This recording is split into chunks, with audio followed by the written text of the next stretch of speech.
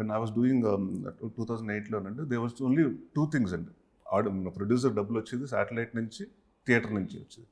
So distributor కూర్చుని ఏ రోజు వస్తే బాగుంటుంది, పండగకు వస్తే బాగుంటుందా, లేకపోతే వీకెండ్స్, ఇది లాంగ్ వీకెండ్స్ వచ్చినాయి, ఇది 4 రోజులు వస్తే మనకు సెలవులు వచ్చినాయి. This used to be that producer and ఇది. Now third player is come and OTT. And that has, ఇప్పుడు ఏమైపోయిందంటే ఓటీటీ హెస్ బికమ్, అంటే ఒక సినిమాకి వచ్చి మేజర్ స్టేక్ హోల్డర్ అయిపోయింది. వాళ్ళకు ఉంటాయి, వాళ్ళ కమిట్మెంట్స్ ఉంటాయండి. వాళ్ళకి ఏంటి, ఏ సినిమా రిలీజ్ అవ్వాలి, ఎప్పుడు ఏ టైంలో రిలీజ్ అవ్వాలి.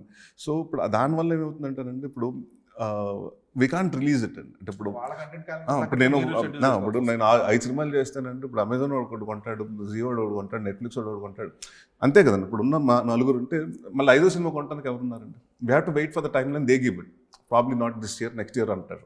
So we have to wait for that next year. So that has become a thing and now everything has change because OTT has come in. కాబట్టి కోవిడ్ వచ్చిన తర్వాత but you still have that intention, ఇలా చేయాలి, number of films. నాకు అసలు 365 days work చేయాలని ఉంటుందండి నాకు.